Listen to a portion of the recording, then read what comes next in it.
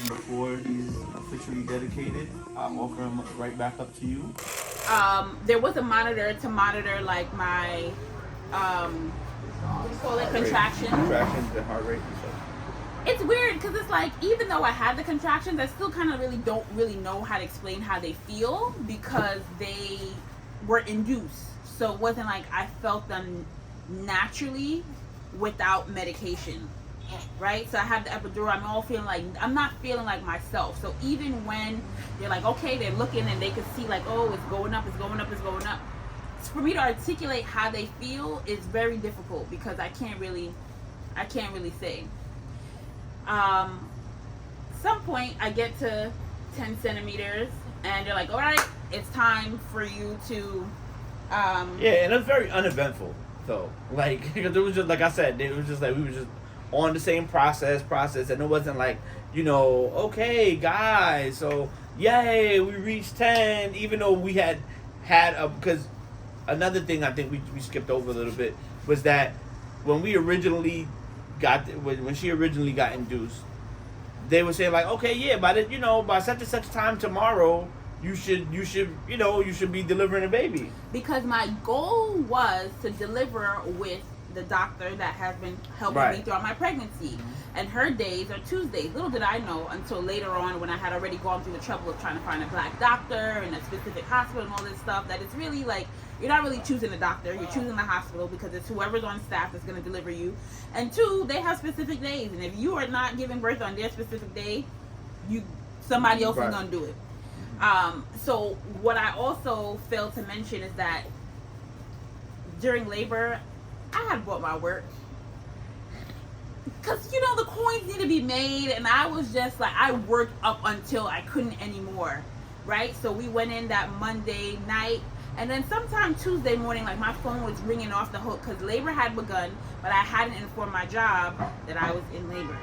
So everybody's texting me and calling, like, you weren't at the morning meeting, is everything okay? And I'm like, ooh, I should probably tell my job that I'm in labor. But I had my laptop, I had both my laptops, just in case. I could do a little work in, get that timesheet in. But, yeah, so that was interesting, working all the way up to the end. Yeah, so I guess just to put it in perspective again, remember we came in Monday night. So Monday night, at like around 10 something, whatever, skip Tuesday, right? Past Tuesday night, so officially 24 hours on a whim because we weren't sure if we were gonna stay or not. So, and then all the way up until Wednesday, right? Which is Wednesday was when, we're at in the story. Yeah. So, as you were saying, it was uneventful. Yeah, it was uneventful because it was just like, they were just like so passive, so just like, I don't want to say laissez-faire, but just like, all right, like you're next in line, and it's just like, all right, like, okay, all right, you guys ready to start pushing? Like, oh, we at 10? We at 10 centimeters already? Like, okay, like, thanks for letting us know, especially knowing that she had already had, I don't want to say a complicated delivery or complicated labor or whatever, but it was just like, they knew that we were past the time that we should have been there at that moment or at that stage. So it was just like, all right, like run of the mill type of thing. And it was just like, okay, you guys ready to start pushing? I'm like laying down. I'm like, push. We got, like, she's ready. She already, like, she was like, yeah. They were like, yeah, the balloon and everything came out. Like, what? Like, what? Like, I'm literally like right here in the room, and nobody says anything. So I'm just like, okay. Like, it was just had to like get a hold of myself a little bit real quick, and then like, okay. I think that if you made it to this point of the video, I know that we've been going a bit long because we're trying to give you all the details and stuff.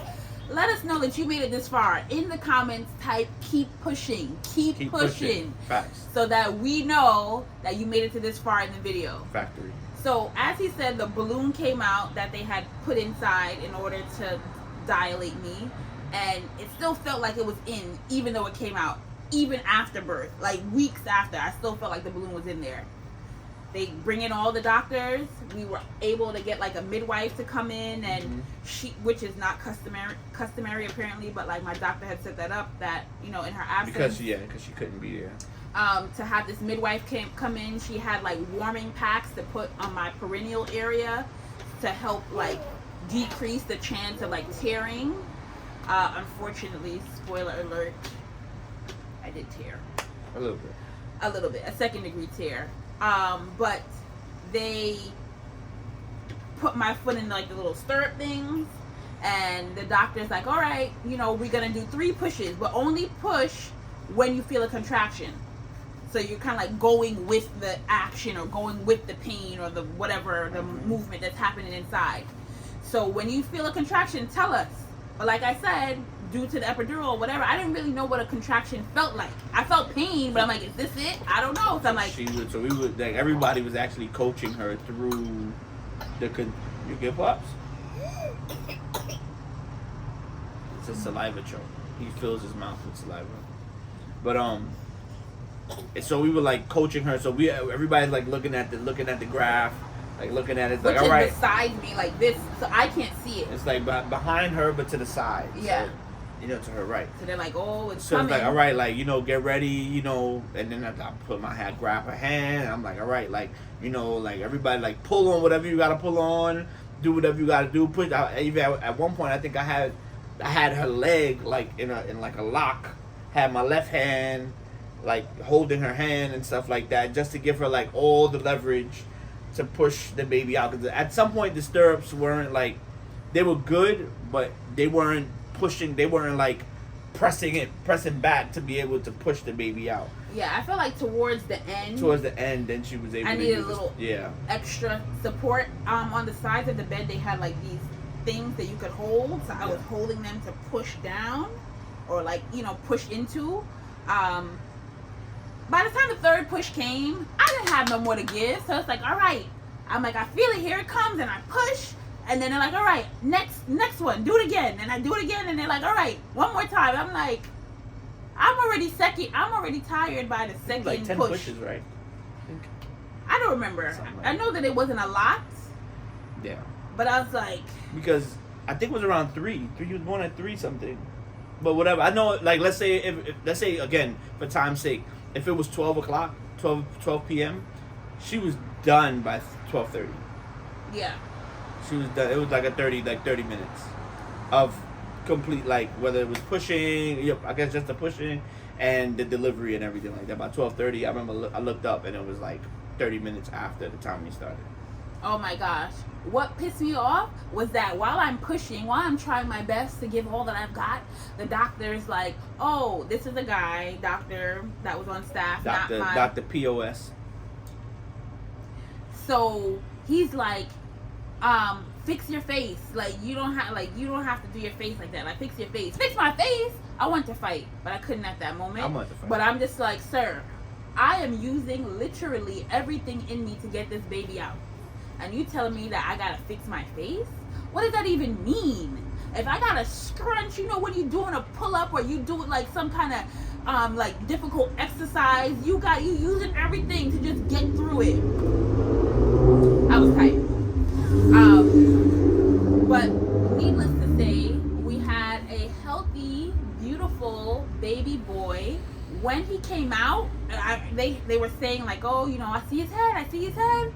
And it's like, oh my gosh. I'm like, okay, let me try to give it all that I have.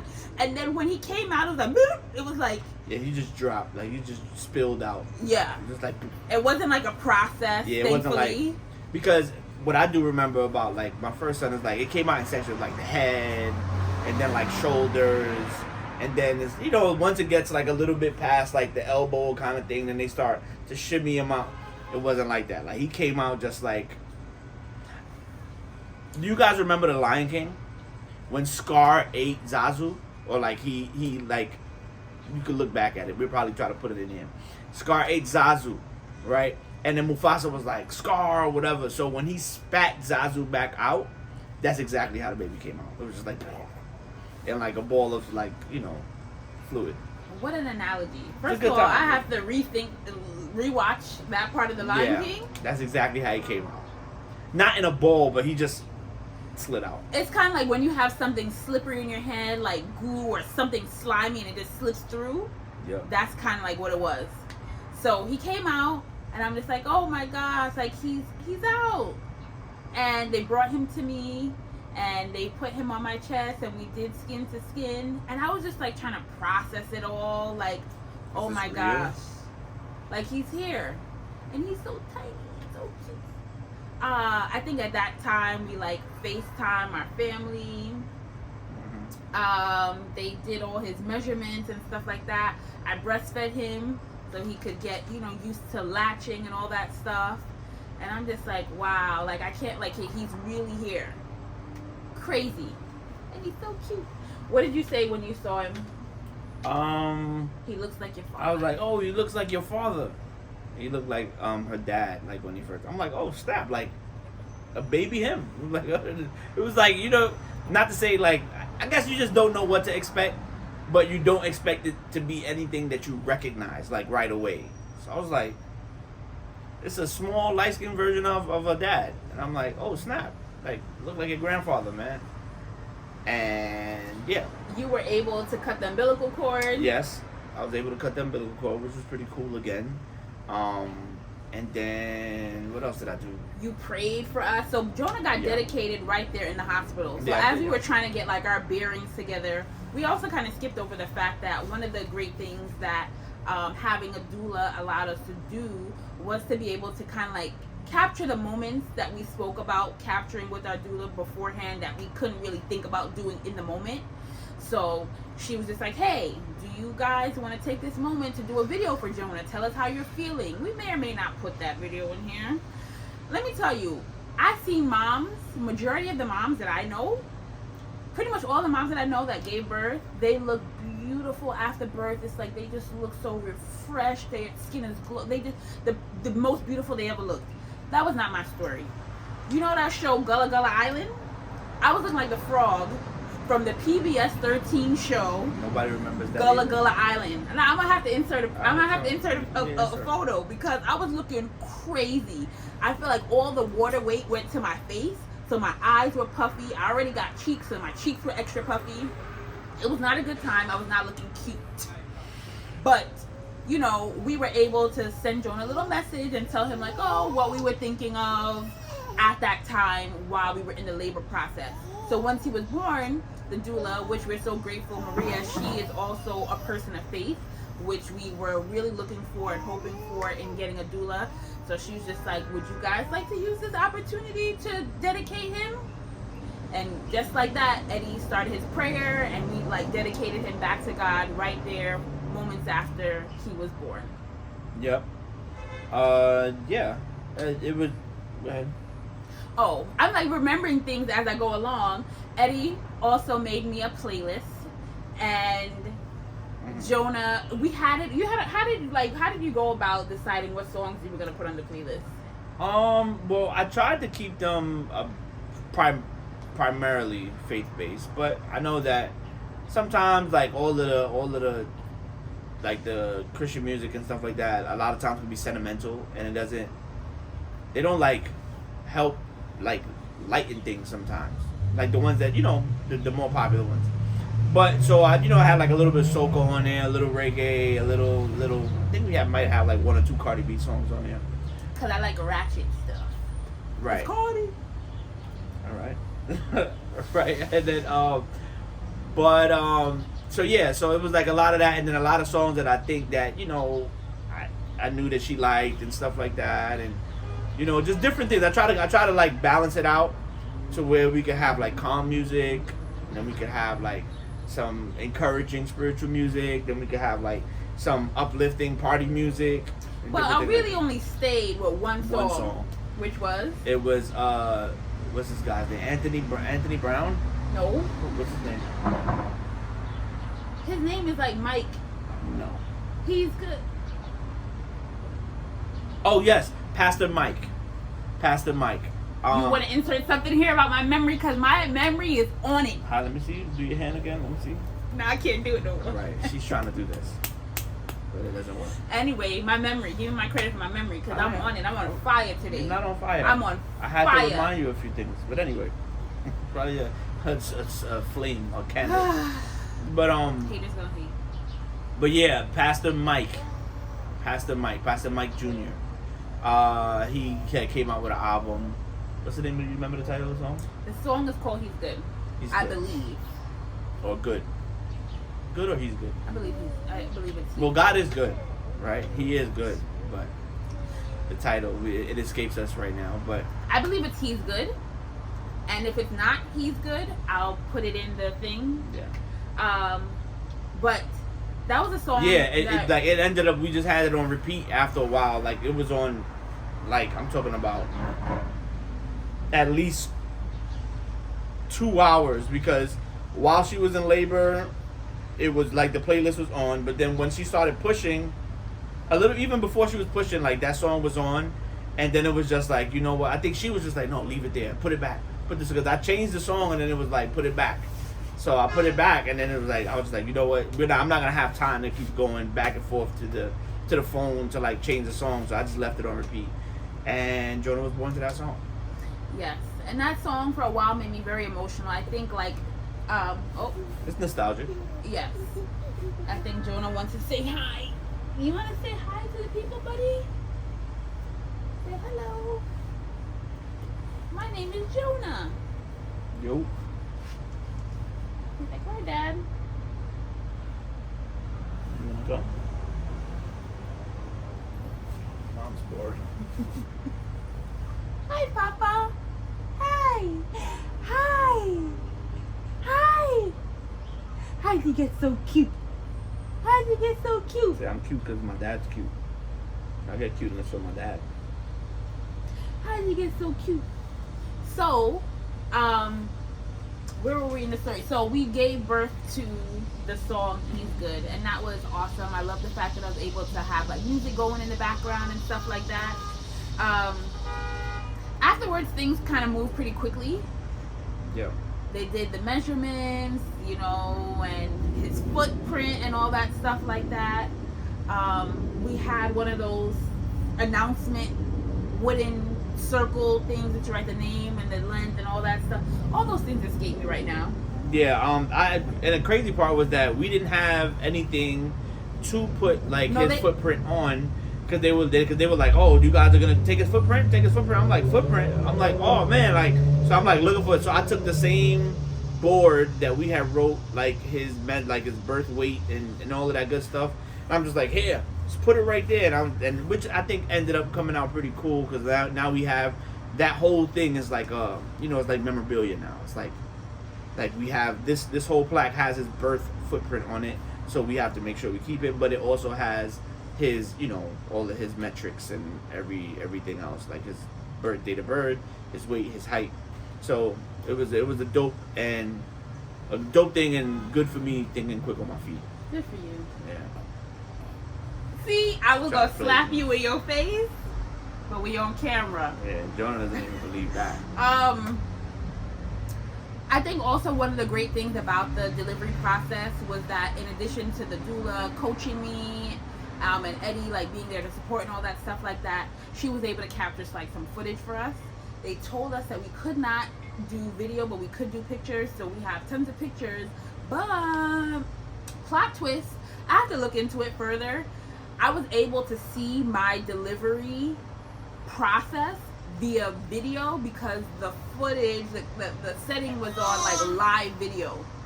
So when you hold the live video, then it gives you like the first couple of seconds before and after the photo was taken. So once you hold it, I don't know, somehow I was able to like press hold and just not lift my hand up and saw like the whole thing, like his coming out. I was able to see the whole thing. So that was pretty cool. Then going into the nighttime and all that stuff, as Eddie kind of alluded to before, the accommodations weren't the best. It was okay for me. I thought there was going to be more. I thought the food was going to, I thought everything was going to be more. It was very basic. And central bookings. The fact that we chose this hospital because I felt like based on what they were saying that it was going to be like a comfortable experience for the dad as well, and that was not the case. So it made me uncomfortable that Eddie wasn't as comfortable as I was, or more comfortable than I was than being in the waiting room at the hospital. Yeah. When it came to like the meals and stuff like that, it's like, oh, you feel like this menu, and it's like, oh, Yeah. I had pancakes and eggs and bacon, and like Eddie had a sandwich, like a grilled cheese.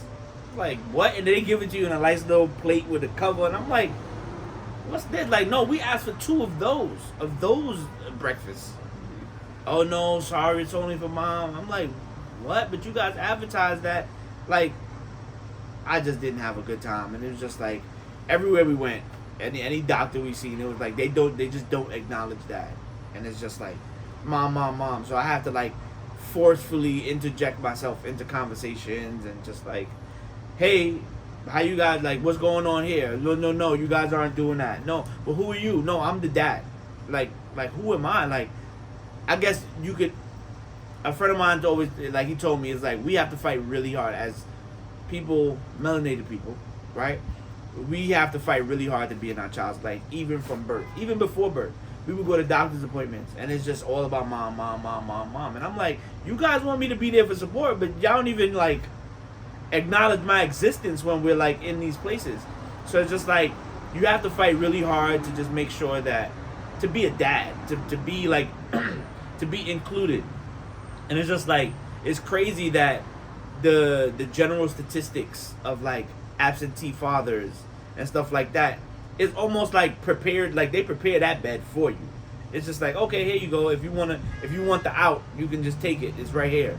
So it's like if I was a deadbeat or just like a person who didn't necessarily have much interest in raising or having a child, I had many exit doors that were built and created for me. But it was just like, it's just crazy like to see that. Like I got annoyed a few times. I'm like, well, you need to tell these people that I'm here. Like, you need to advocate for me, and you need to do all of these different things, because I'm just like, which I did. I know. I'm just saying, like, prior to. Don't throw me under the bus. No, I'm not. I'm not throwing you under the bus. I'm just saying, like, it wasn't that she didn't know that I was there. It wasn't thing, but it was just like a lot of times she would just get caught up with the questions or whatever, and I'm just like in the back as like a bodyguard or something, like some type of security. Or I something. shouldn't have had to tell them, adults outside of their profession, to acknowledge another adult that's in a room that. And I'm big in here. I'm not little as I used to be back in the day, but I'm like, come on, you're not just missing me in a room.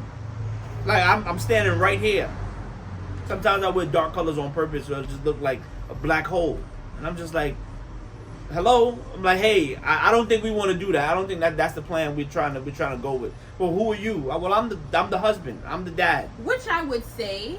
And you don't got to keep on telling the same doctor over and over, that's my husband, that's my husband, that's my husband, my man. But they will walk in and say like good morning to me, but not to him. And this is just like kind of like for majority of our experiences, so not just at the hospital.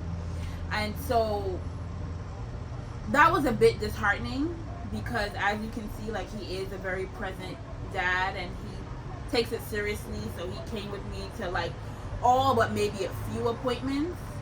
He helped to find the doctors and stuff like that. So just to know that they weren't inclusive, even though I was being inclusive, it made things a bit challenging. So asking for like the meals and stuff like that, they ask me what I want, and I gotta be like, hey, what does he want? Like, is there a menu for him, or can he have this, or can he have that? Oh, can we have some extra pillows? And they're like, are they for you?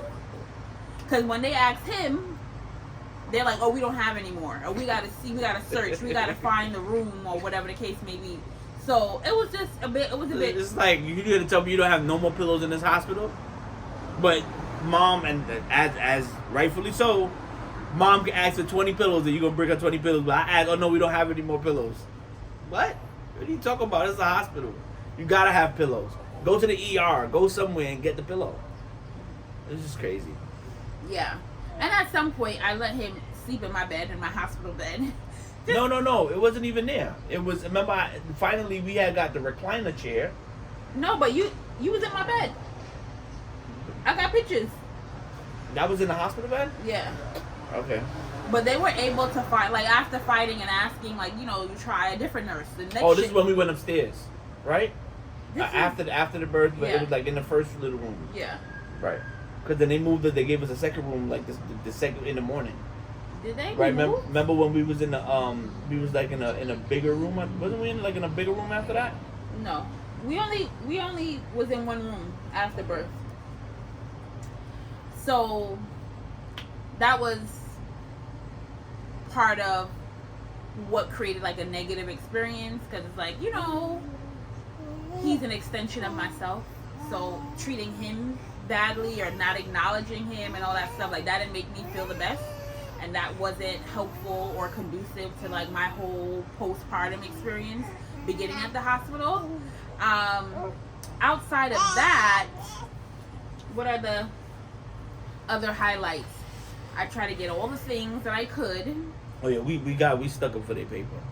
Every I'm talking about stuff that we wasn't even supposed to take. We was going in drawers and taking all kind of, I'm saying it now. We took all kind of 3 packs of Pampers and Pampers that wasn't even open, Pampers that wasn't available to. We seen it, we took it. We all of the feminine washes and all of the gauzes. Oh, I was asking for those on repeat. And the underwear. We had a whole bag already packed to take of extras, and it wasn't even the stuff that we was using. So it was like, oh yeah, we're done. We need more, and we just kept packing that bag. And at the last day, everything that was in sight was gone. I'm like, I'm gonna get my money's worth out of this whole hospital thing here. So one of the things that I also made sure to do was, like, they had me on medicine around the clock, and they were just like, oh, do you feel pain? I said I felt pain even though I didn't feel pain because I didn't want to feel pain. The reason why I didn't feel any pain was because I was on medicine. So towards the end of my stay, because they would ask me like, oh, like on a scale from 1 to 10, like, how do you feel? With 10 being the worst. I'm like, oh, I feel like a 5, maybe a 7 or whatever. So I was taking... Was it Tylenol? I think it was like 500. Extra strength Tylenol and something else. Motrin. They do different things every 3 hours. And so it wasn't until towards the end, like 200 where something like that, something crazy. I realized that this is the pain that they were talking about. I don't know. I feel like maybe I had skipped a session or whatever, because they're like, oh, if you're sleeping, do you want us to wake you up? Or do you want to just wait until you're up and then you'll call us, kind of thing. So then a little bit of the pain was able to seep through. I couldn't really sleep because I was just looking at this guy and like how beautiful he was, how amazing, oh my gosh. Handsome. And how tiny, like, wow, this really came out of me, kind of thing. It was amazing. And I just was just trying to like drink it all in.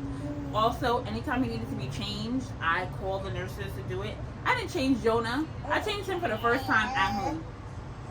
And to this day, like, one of the things I'm most surprised about is the fact that I do poop diapers. Because I'm like, the poop ones, that's not me. But now I change them no problem, right, Pops? Yeah, another thing she's forgetting is that I taught her how to change a diaper. Yeah, you don't want to give that credit, though. Yeah. He provided some assistance. See, Jonah's like, you see, trying to call me out. He's trying to call me out, Pops. He's trying to call me out, Pops. The fact that the poop diapers are a thing is kind of crazy. Because if you know me, you know that me and the nasty baby stuff,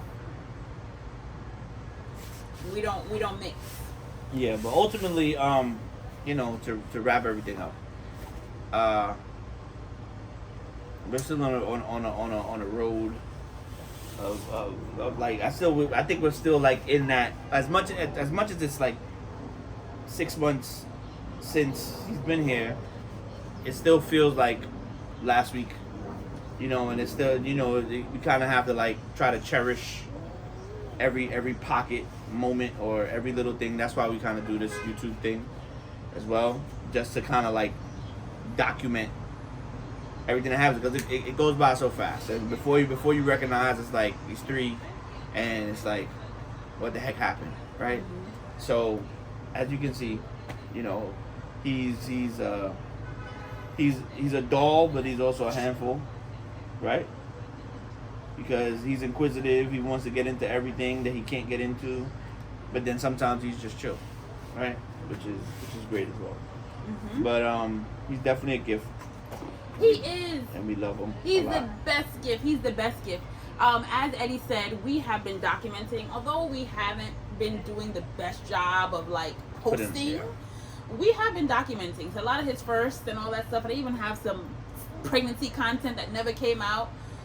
This is kind of like our home videos, and we're grateful that we're able to do this so that when Jonah gets older, he can watch them and see how he was and what was happening at the time and all that good stuff.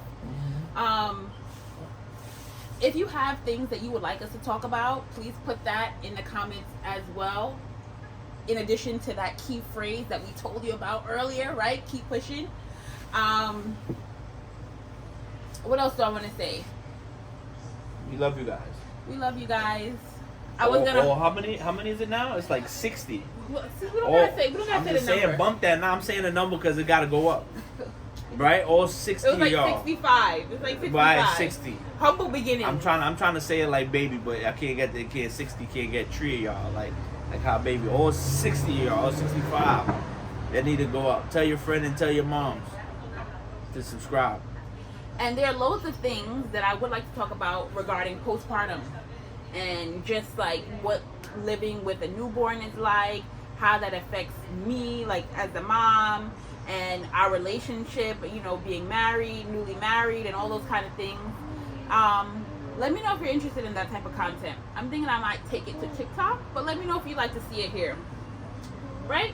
Until next time, bye. Say bye, Jonah. Bye, bye, bye. Fake gang signs.